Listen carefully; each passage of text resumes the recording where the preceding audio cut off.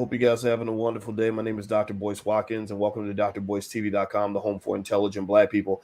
And a lot of you in here have expressed concern, shall we say, with some of the Black folks in Congress, some of the people that are elected officials who have engaged in what Dr. Claude Anderson refers to as benign neglect, who haven't really followed through for the community in the way that they should.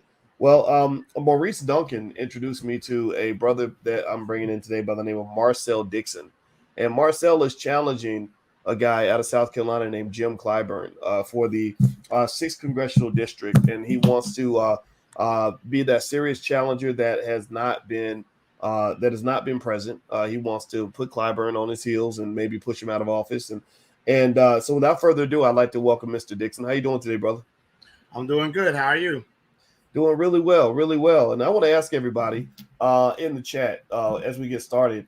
First of all, as you hit the thumbs up button and all that stuff, I want to ask you, how many of you know who Jim Clyburn is? That's the first question.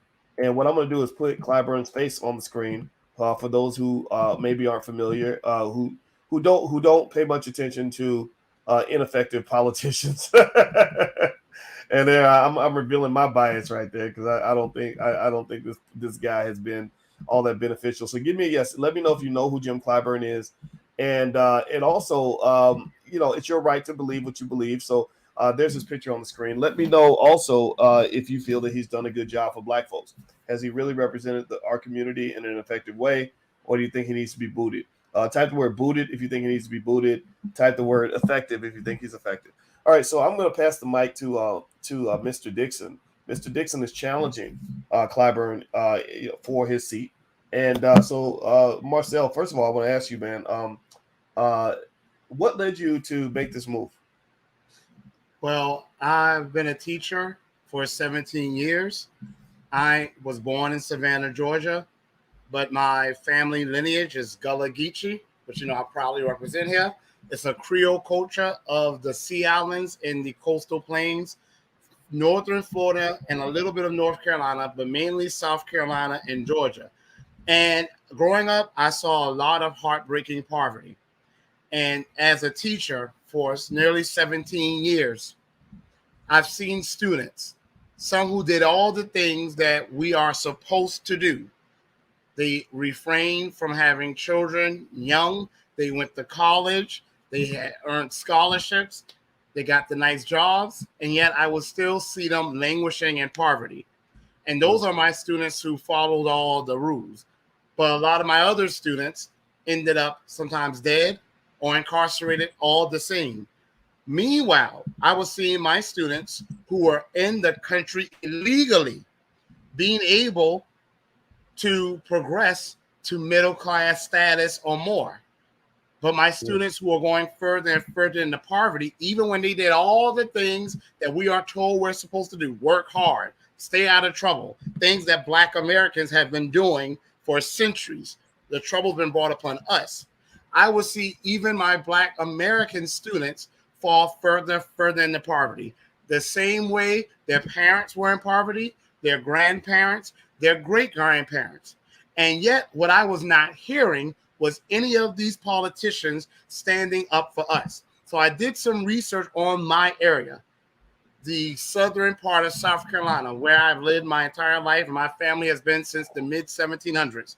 And I found out that having Congressman Clyburn as our representative for the past 30 years, and yet my district, where I currently live, is the 6th poorest district in the United States of America out of 435 districts.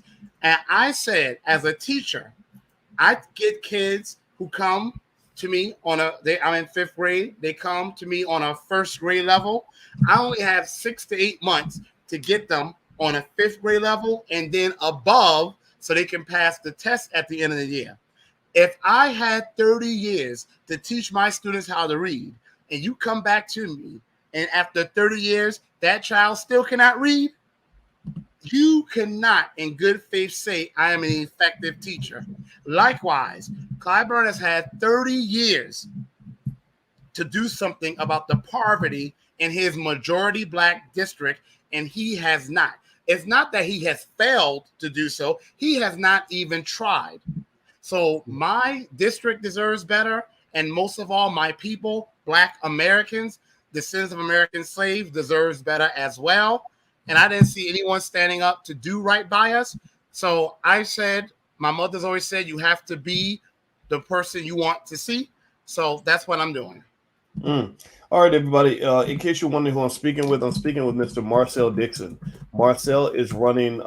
He's running for the seat in the. You said the sixth congressional district. He's actually challenging Jim Clyburn, which has raised a lot of eyebrows. And I decided I want everybody to know I don't really interview politicians that much. I rarely do that. I made the exception because a lot of you. And you all are who matters more than I do. A lot of you have expressed concerns about Clyburn, the Congressional Black Caucus. We read books every week. We have a book club, Marcel, and we read Powernomics. And in Powernomics by Dr. Claude Anderson, he talks about the ineffectiveness of many of our Black politicians. The fact that there are many things that our community needs, struggles our community has, and that these politicians do not show up for Black people. And a lot of people feel this way. When I do surveys on the platform, the majority of the Black respondents say, man, these politicians ain't worth a nickel.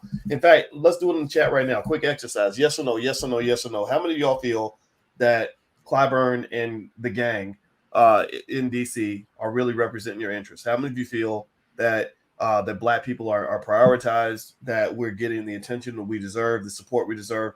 Give me a yes or no in the chat. So, Marcel, I want to ask you this. Tell us some more things about the first we'll start with who you're challenging. We'll start with Clyburn and tell me areas, some other areas where you feel that he's not putting the needs of the people in the district at the top of the priority list. Well, one area is land ownership. Black Americans, and when I say Black Americans, just to give further context, everyone, I'm not talking about Black immigrants and their children. I'm talking about those of us who are the descendants of those who built this nation and were emancipated at the end of the Civil War. I just want to be very clear about that. Let's talk about land ownership. Black Americans with no wealth going through daily anti-Black terrorism at the hands of the American government, we were able to amass 16 million acres of property by the time we got to 1910. From 1910 to 1997, we have had 97% of that land stolen from us. Now, I'm Gullah Geechee. For those who don't know, that means I'm the descendant of rice-growing Africans from different parts of the continent, mainly what is now Angola, Democratic Republic of Congo, Cameroon, Congo, Mali, Senegal, Gambia, and southern Nigeria, who are experts at growing rice, irrigation, medicine, and blacksmithing. Okay? We're known for being coastal people. We've had hundreds of thousands of our coastal property stolen from us through a system called heirs property, where a family member who owned property was not able to, in the case of Black Americans, to leave a will. So as a result, no one can ever get equity or wealth from that land. You can just share it with family members. The most you can do often is put a mobile home on it, and that is it. What used to happen is usually a wealthy white person would buy a share of a family member. Sometimes they will be forced by violence, and then go to a corrupt judge, usually a white corrupt judge, and buy out all the other family members' share of the property for much lower. Sometimes you have as much as 80 acres sell for as little as $2,000. That's the way they were ripping off Black families. Black Americans have lost 15 million acres of property of the 16 million acres of land we've gotten. And South Carolina is ground zero for that. Yet I look through Clyburn's legislative record. You will not find one piece of legislation he has written to do anything about Black land laws. However, what you will find is that in 1993, when Clyburn first took office, he wrote a bill for a group of Native Americans called the Catawba Native Americans. I want y'all to remember them. Catawba, you could look them up. They are on the border of South Carolina and North Carolina. What you need to know about the Catawba is only very little of them, only 3,000 of them now. So in 1993, it was probably just a few hundreds of them.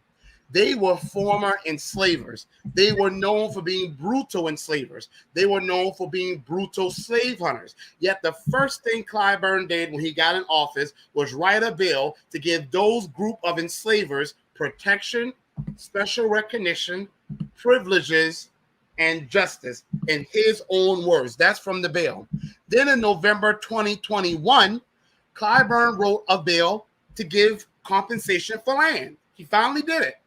But it wasn't for Black Americans. It wasn't for the Gullah Geechee. He did it to the Catawba Native Americans again. I don't know what he has for these people, but he wrote a bill to get them 20 acres of land so they can build a multi-million-dollar casino from which they will get billions of dollars, if not trillions, and they'll be able to bank all of that money in their pockets. Meanwhile, Gullah Geechee people are still losing land till this day.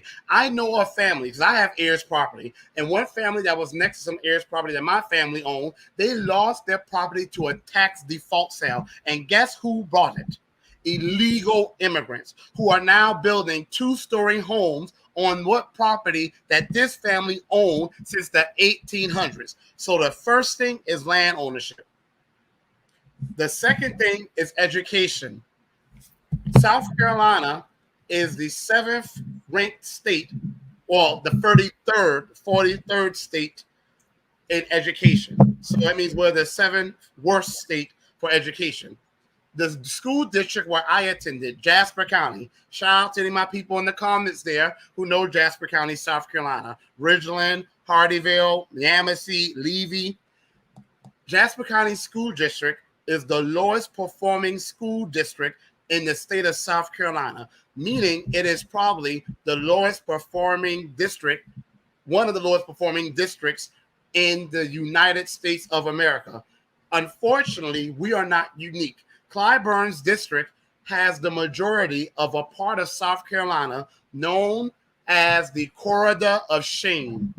It refers to a group of majority Black rural counties that are right off of 95, where the buildings are decrepit, the poverty is out of this world, and the average Black child in those schools, 80% of Black boys or more cannot read or do math on grade level. Now, we know it's not because our kids are any less intelligent than any other kid. We know there are other issues, but the fact of the matter is, as it stands now, over 80% of Black boys cannot read or do math on grade level. For girls, it's around 70%. So not as high, but still high. This has been going on since the 1970s. Clyburn's been in office for 30 years. Yet, I want someone to find one piece of legislation he's written to do something about the educational inequities that mainly Black American students face and majority Black schools face. I want someone to find me one piece of legislation he has written about that. You will not find it. The other area is basic clean drinking water. North Charleston has the most toxic water in the United States of America. Another town, Denmark, South Carolina, in Bamberg County, next door to Barnwell County, James Brown, the musician. Denmark, South Carolina, has not had clean water for over 10 years. I want someone to find me one piece of legislation that Congressman Clyburn has written about environmental anti-Blackness. And last but not least, Dr. Boyce Watkins, this is the most important part here. He has not stood up for Black Americans who are descendants of American slaves. And here's what I mean by that. Native Americans have gotten reparations. The Cherokee, the Apache, you name it. Several different groups of Native Americans, the Catawba Native Americans, for whom Clyburn sponsored the bill, have all gotten reparations for the things that have been done wrong to them by the American government. Okay? Japanese Americans who were put into internment camps, they got reparations. And they were only in those internment camps for a few years. We as Black Americans went through brutal chattel slavery for 260 years. We then went through redlining and Jim Crow.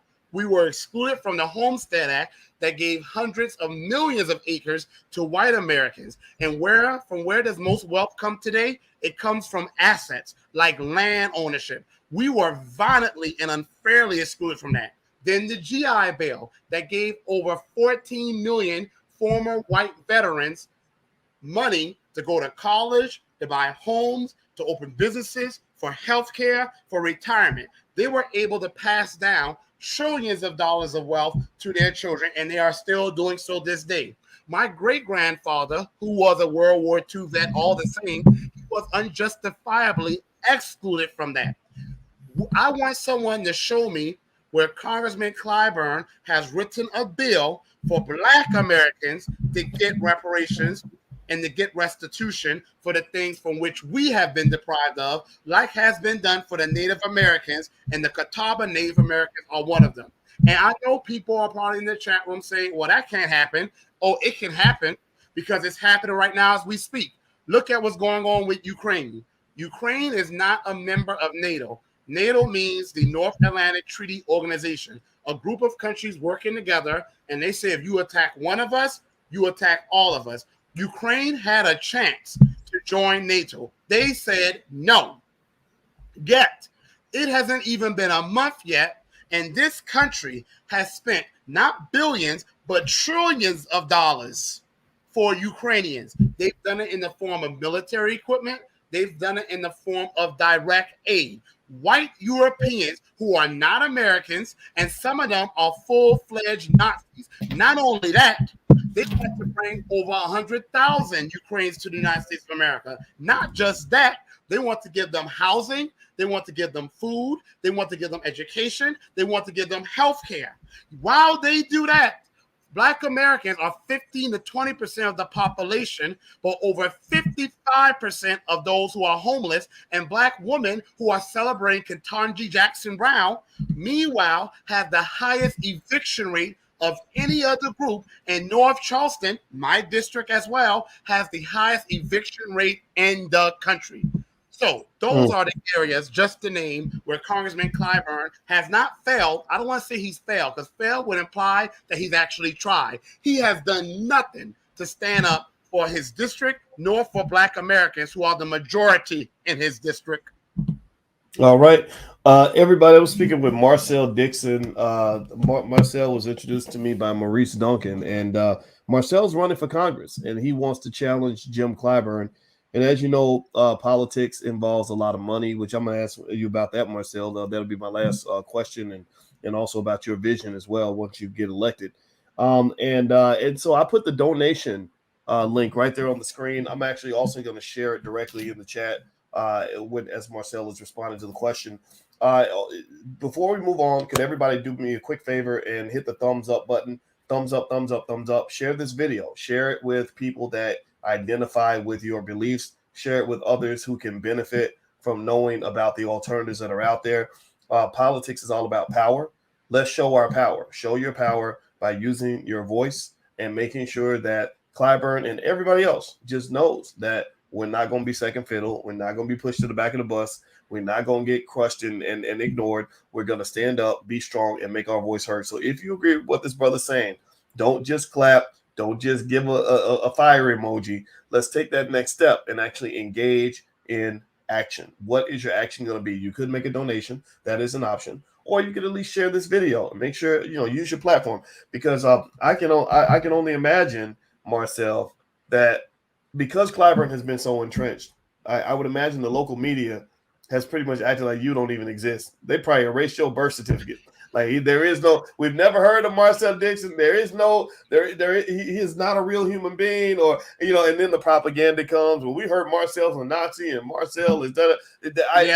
We know that it's. So I'd like to hear about the dirty tricks that have been played. You did a good job of addressing these key issues: land ownership, education, drinking water, and the neglect of our people, basically of descendants of slaves, and reparations. So tell us about that experience and how that's felt going into the ugly arena of politics, where one, it seems like it just takes so much money to run, and two, you're dealing with such dirty tricks and lies and people that just don't want you to exist. Can you kind of speak to that? Well, one thing is I told people from the beginning, and I knew when I signed up that my life was never going to be the same. I knew that, first of all, I have no skeletons in my closet. I'm very authentic. I'm very transparent about who I am, what I've done. I'm a take no nonsense type person. In the classroom, I'm rough as hell with my students because I love them. I push them. And of course, I had a few parents, usually white women, who complain about me. White men, not so much. Usually white women who complain about me because they don't feel, usually some of them, not all, but a lot of them, it's nothing about me being so tough. It's just that they don't feel a black man should be talking to a white child that way, even though it was okay for them to sell our kids off and feed them to alligators. So I knew that was going to happen. I am a very sexual person, and I'm very out there with my sexuality. I don't give a damn. I don't shy away from that. So I was like, Clyburn, whatever you want to do, bring it. But I said, he may try to assassinate my character. He's going to have to, because he can't win on his record. He can't run and win on his record. So all he can do is go after me. But I'm not afraid of that because I know that I am Gullah Geechee.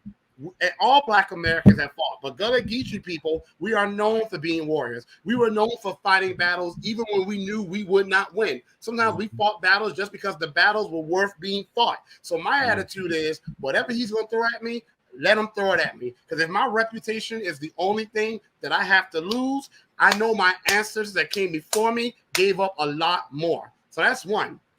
Two, Clyburn is not as popular as we think he is. What he is comfortable. And what my people have become is comfortable. A flea circus, all you do is take fleas, you put them in a box, and you put a lid on it. And the fleas try to get out. After a while, when the fleas can't get out, they stop trying. That is how we have become as Black Americans. So it's not that people here so much love Clyburn. It's that he's been the only option they've had. If you have shrimp and grits for breakfast, and then you have shrimp and grits for breakfast, then the only thing you're going to have is shrimp and grits for breakfast. Clyburn has been the only option people have had. And because of that, he's been reelected. I am now going out here letting people know that not only do you have an option, you have a good option. We don't have to vote for the lesser of two evils. We can vote for the best of all the options, which is going to be a good option. And last but not least, yes, money. Of course, I don't have Clyburn's money. The man's been in office for 30 years. He's done nothing for his district. Anybody wants to argue with me, don't argue with me. Just go ahead, pull up his record and argue with that. Because I'm not saying this because I don't like him. I'm saying this because that's what the data shows. He has the 6th poorest district in the United States of America. If you want to defend that, have at it. He hasn't done anything in office for 30 years. So obviously, he's been able to amass a lot of money. He has like $3 million to spend on his campaign funds. He hasn't really attacked me yet because he knows once he does that, he legitimizes me, which I am legitimate, but other people will find out about me. He'll actually be helping me. But the media is in his pocket.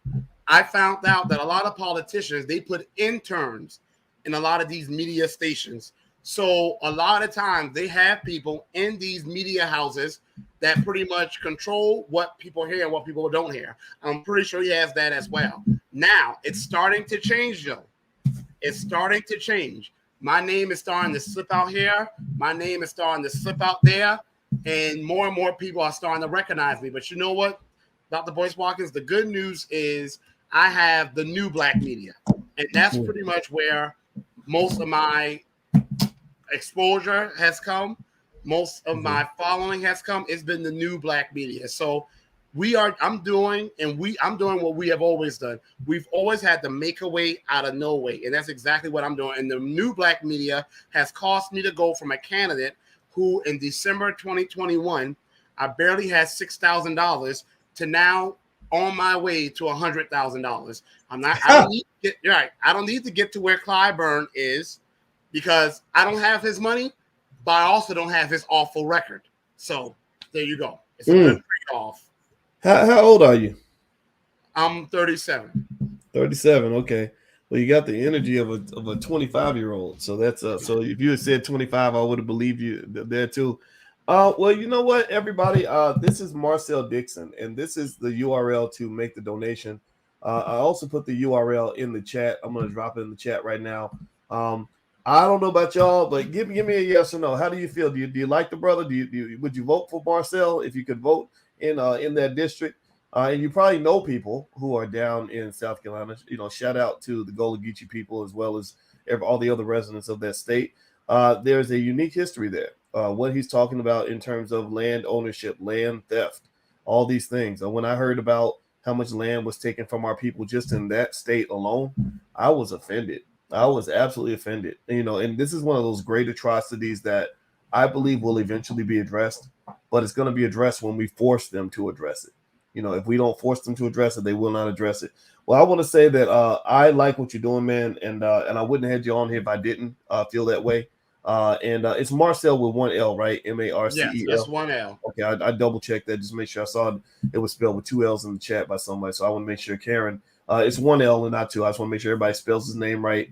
This brother's earned the right for us to say his name, so I hope that we'll say it. I hope that everybody in the chat give me a verbal confirmation. Yes, if you can support him in some way. Can you either directly support with a small donation to his campaign, or a large one if you got it like that, or share this video. You know, just hit the link. All you got to do is hit the share button, put it on your social media, let other people know that he's out here.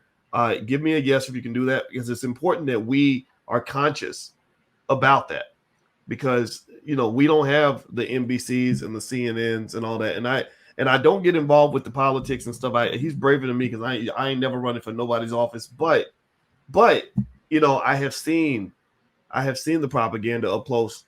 Y'all saw what they did with Ice Cube, and Ice Cube was talking about reparations. The propaganda went to the nth degree. They even smeared him on SNL by pretending like he had a Trump hat on or something like that, a MAGA hat. And Ice Cube never wore a MAGA hat. They photoshopped a MAGA hat on his head. So y'all have seen the propaganda. You've seen the lies. You've seen.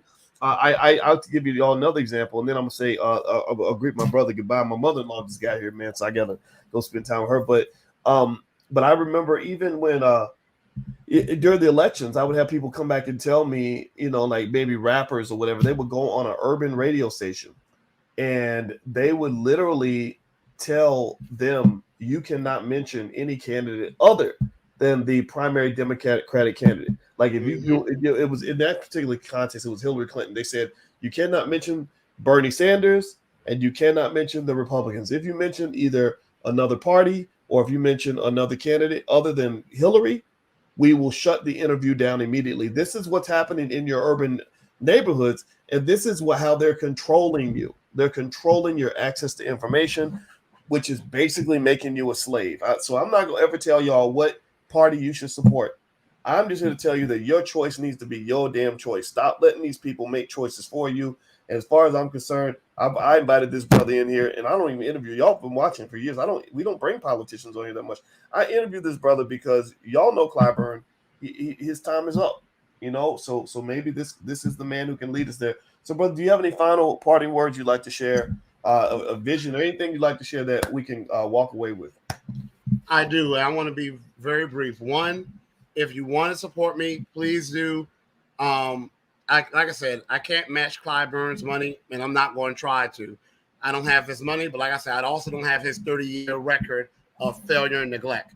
So any donations you can make, it helps me keep my commercials playing, keep my advertisements in the newspaper, keep my advertisements on the radio. It helps me to pay my now growing much larger street team. Some are volunteers, but some who work around the clock, they will want to do it for free if they could, but they can't. I have to pay them. Donations let me pay my treasurer. And y'all, the new black media, I think I am probably, if dare I say, a candidate that when we win, I will probably be the candidate that's probably gotten the most donations, like almost all of them, from just other black Americans. A purely black American funded candidate. I want to say it only takes one person to stand up and fight. When the Native Americans got their settlements, that was because of usually one person in Congress standing up. When the Japanese Americans got reparations, it was just two senators who stood up for them. So it doesn't usually take a large number. I hope I'm not the only one, but if so, I'll be honored to be the only one, hopefully the first of many in this modern day Congress to stand up for black Americans to get the reparations that we should have had a long time ago. And I want y'all to help me get there, please. And yes, I use Twitter, Marcel4 Congress.com. The digit 4, not the word, the digit. Well, I'm gonna tell you what. That was a great way to end the conversation, man. And I'm gonna put that donation page up here, and everybody, I'm gonna put the link in the chat where you can go and support the brother. And I'm gonna tell you, man, I what you said about the Gullah Geechee people being fighters. I would not mind having a couple of folks from your community fighting for us in Congress. I know y'all ain't gonna back down for nothing, and those are the kinds of fighters we need. There we go. And also I want to acknowledge Black Mama in the chat. Thank you for your donation to the platform. She also donated to your campaign. God bless you, Black Mama. Yes, and Judy McLeod as well. Thank you. And so everybody, I put the link in the chat. Again, if you don't have any resources right now, you don't want to donate, I get it. Or if you don't agree, if we have an open-minded platform here, freedom of speech.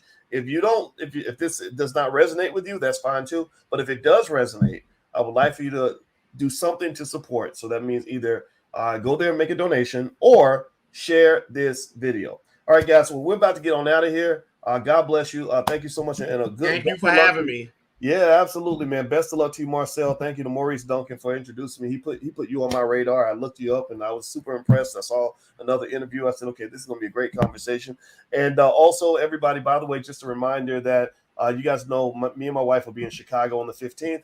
So if you'd like to learn more about that event, feel free to go to boycewatkins.com, click on events. We'll also be at the Essence Music Fest right next door for 3 straight days. So if y'all want to see us at the Essence, just click on events and go ahead and lock it in. And we'll be doing 3 days of deep dive Black wealth training that will change your life forever. So take care, everybody. God bless you. Have a great day. And thank you. Take care. All right, my brother. Take care now. Bye-bye.